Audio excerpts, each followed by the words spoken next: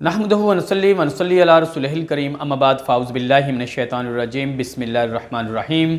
मैं हूँ राना शफीक रिजवान और आप देख रहे हैं यूट्यूब चैनल उम्मीद सहर न्यूज़। नाजरीन, इस वक्त मुल्क पाकिस्तान के अंदर चीफ़ ऑफ आर्मी स्टाफ की तैनाती का बहुत बड़ा मसला है और जिसके अंदर मुख्तलिफ सियासी पार्टियाँ अपना एक विज़न और अपनी एक सोच के मुताबिक जो है ना वो बातें कर रहे हैं। इस वक्त अगर देखा जाए तो पाकिस्तान के अंदर पीडीएम और दूसरी तरफ पीटीआई पाकिस्तान तहरीक इंसाफ अपने अपने चीफ ऑफ आर्मी स्टाफ के हवाले से बातें कर रहे हैं। लेकिन इस वक्त होना तो ये चाहिए कि पाकिस्तान के अंदर आइन मौजूद है, कानून मौजूद है और चीफ जस्टिस ऑफ पाकिस्तान की तरह चीफ ऑफ आर्मी स्टाफ की तैनाती क्यों नहीं होती, क्यों नहीं सीनियरिटी के हिसाब से उसकी तैनाती की जाती। नाजरीन, इस वक्त ये बहुत बड़ा सवाल है।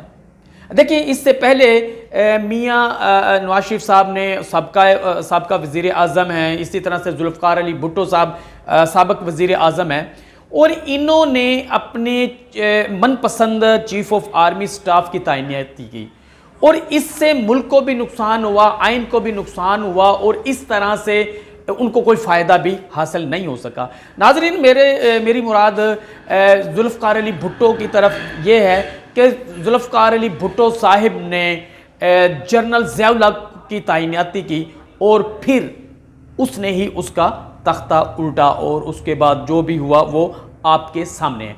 इसी तरह से नाजरीन, मियां नवाज शरीफ साहब वज़ीर आज़म पाकिस्तान ने जनरल परवेज़ मुशर्रफ साहब की तैनाती की। इन्होंने इन अफराद की जो तैनाती की है ये सीनियरिटी के हिसाब से नहीं की थी, मनपसंदी के हिसाब से की थी और इस तरह से मेरे ख्याल में और ज़्यादातर लोगों की राय भी ये है, अगर चीफ जस्टिस ऑफ पाकिस्तान की तरह जो सीनियरिटी के ऊपर आता है तो उसकी तैनाती होनी चाहिए। तो इसी तरह से अब इस वक्त भी इसके ऊपर बहुत बड़ी बहस की जा रही है। देखिए, इस वक्त का मौजूदा वज़ीर आज़म मियां शहबाज शरीफ साहिब चीफ ऑफ आर्मी स्टाफ की तैनाती से पहले वो अपने बड़े भाई मियां नवाज शरीफ साहब से मुलाकात के लिए गए। कहीं अच्छा होता, बहुत अच्छा होता, वो अपनी काबीना के साथ मशवरा करता और उसके हिसाब से जो भी सीनियरिटी के हिसाब से जर्नल आ रहा है उसको chief of army staff, army chief जो है ना वो लगाया जाता। तो यहाँ पर अबहाम व तफहीम बहुत बड़ा अबहाम है कि ये ऊँट किस करवट बैठेगा।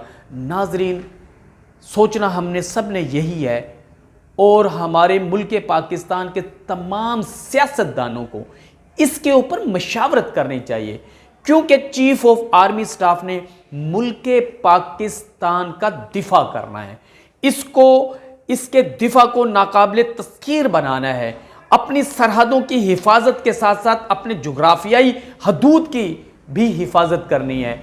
और जो 1947 से मसला कश्मीर बना हुआ है, मसला कश्मीर चल रहा है, अभी वो भी बकिया है। पाकिस्तान की तामीर और ताबीर और ये तमाम तर मामलात ज़ेरे बहस इसलिए हैं कि अभी तक मुल्क पाकिस्तान की सरहदों की उस तरह से हिफाजत नहीं हो पाई। 71 की जंग है, हमारे इस मुल्क पाकिस्तान के दो लख्त हो गए, दो टुकड़े हो गए, एक मशरकी पाकिस्तान बन गया, एक मगरबी पाकिस्तान बन गया, सिर्फ और सिर्फ इस वजह से कि सियासतदानों के मफादात की वजह से ये सारे मामलात होते हैं। तो हमें एक तो मुल्क पाकिस्तान की क़ियादत के इंतखाब के ऊपर भी इस कौम को, इस पाकिस्तानी अवाम को सोचना होगा और मुल्क पाकिस्तान की क़यादत को इस तरह के मसाइल को अफ़हाम व तफ़हीम के साथ हल करने चाहिए ताकि मुल्क पाकिस्तान तरक्की के तरफ बढ़ सके, तरक्की कर सके। अल्लाह ताला से दुआ करते हैं कि अल्लाह तबारक व तआला हमारे मुल्क पाकिस्तान की हिफाजत फरमाए और जिस कलमे की बुनियाद पर इस मुल्क पाकिस्तान की बुनियाद रखी गई, मुल्क पाकिस्तान बना, अल्लाह ताला इसका निफाज फरमाए। इंशाअल्लाह ताला हम नई वीडियो और नए पैगाम के साथ आपकी खिदमत में हाज़िर होंगे। जब तक के लिए इजाज़त दीजिए। अस्सलामु अलैकुम।